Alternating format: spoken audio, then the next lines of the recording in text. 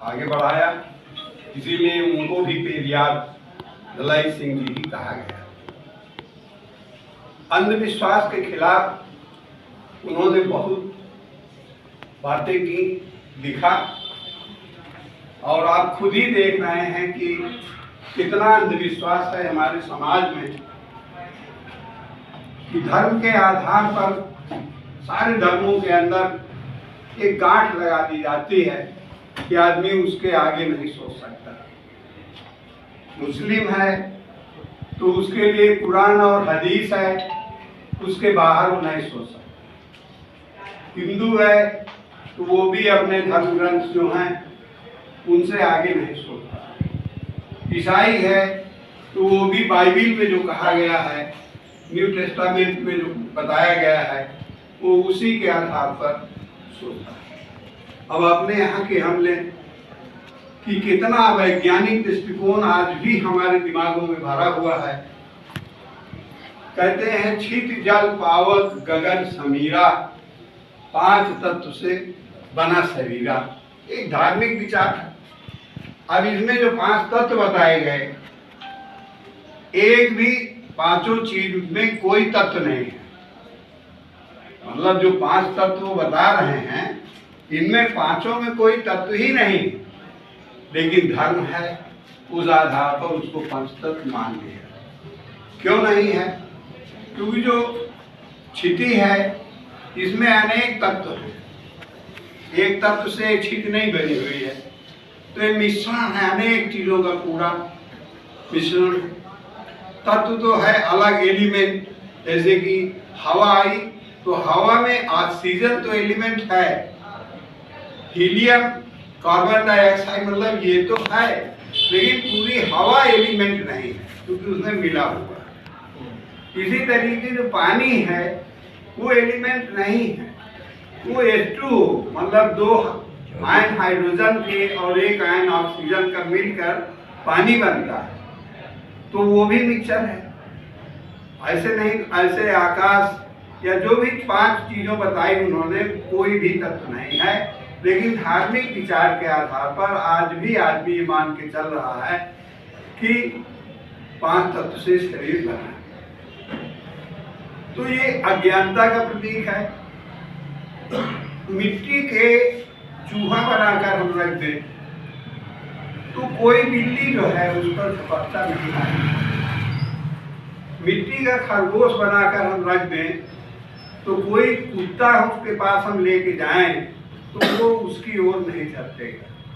लेकिन ये आदमी है कि मिट्टी की मूर्ति बनाता है, पत्थर की मूर्ति बनाता है और फिर खुद ही हाथ जोड़कर उसके सामने खड़ा हो जाता है और उससे अपनी जिंदगी की मांगता है कि मुझे संपन्न बना दो, मुझे ये कर दो, मुझे वो कर दो।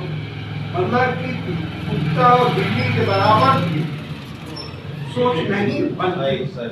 धर्म ने उसको इस आधार पर पहुंचा दिया है। वैसे विस्तार से हमारे नौजवान साथी ने बहुत अच्छा बताया है और शायद उनसे अच्छा ना तो मैं बता पाऊंगा। उन्होंने बहुत अच्छी सारी बातें बताई हैं और जरूरत है आज कि अंधविश्वास के खिलाफ हम सब आगे आएं और इन अंधविश्वासों के खिलाफ हम जब तक नहीं लड़ेंगे तो हमारा समाज जो है वो कभी प्रगति नहीं कर सकता। एक तरफ ये धर्म वाले कहते हैं कि कण कण में ब्रह्म है, हर आत्मा में परमात्मा है, ईश्वर अंश जीव अविनाशी है, तो फिर ये ऊंच नीच क्यों? अगर सबके अंदर ईश्वर है तो फिर एक ईश्वर दूसरे ईश्वर की जेब क्यों काट रहा है, दूसरे के ऊपर हमला क्यों कर रहा है? अगर ये सब होता तो ऐसा ना होता। अगर कोई ईश्वर होता तो ऐसा होने वाला नहीं था। मनुष्य ही अगर ना होता तो आज सूरज हम देख रहे हैं, चंद्रमा हम देख रहे हैं, पहाड़ नदियां हम सब देख रहे हैं, लेकिन अगर मनुष्य ही ना होता तो कौन कहता कि सूरज है? तो ये ईश्वर भी मनुष्य के मस्तिष्क की मनोहारी कल्पना है, या यूं कहा जाए कि ईश्वर मनुष्य के द्वारा किया गया सबसे बड़ा आविष्कार है। यानी एक धोखा है। ईश्वर नाम की कोई चीज नहीं है, लेकिन धर्म के अंदर मान करके चला जाता है कि हर एक ईश्वर है, एक सर्वशक्तिमान है, एक सत्ता है जो ये सब चला रही है। आप जरा सोचिए कि क्या गुणी के बिना गुण की कल्पना की जा सकती है? कि अगर गुड़ ना होता तो कोई गुड़ की मिठास बता सकता? मिर्चा ना होता तो कोई मिर्चे की कड़वाहट बता सकता? लेकिन ये अंधविश्वास ही है। कैन ईश्वर है, कैन बिन पग चले, सुने बिन काना, और कर बिन कर्म करे बिन नाना, और आनंद रहित सकल रस होगी, और बिन वाणी भक्ता बढ़ होगी। यानी जब कोई अस्तित्व नहीं है तो परम ज्ञान है, और जब घटक के रूप में यानी जीव के रूप में हम आप आ गए तो कहा गया कि ये परम अज्ञानी है, ये परम अज्ञानी है, परम अज्ञान की स्थिति है। यानी जब अस्तित्व नहीं है तो परम ज्ञान है, और जब अस्तित्व हो गया तो अज्ञानी है। एक बार ऐसे ही हमारे वकील साहब से पहले अब नहीं रहे, हरिश्चंद्र सिंह राठौर, तो वो बड़े भक्ति भावना के आदमी थे। तो एक साथ महाराज थे बहुत बड़े, वो उनके यहाँ आया करते थे, एक बोरा लेकर के रुद्राक्ष, और लोगों को बांटते थे, देते थे भक्तों।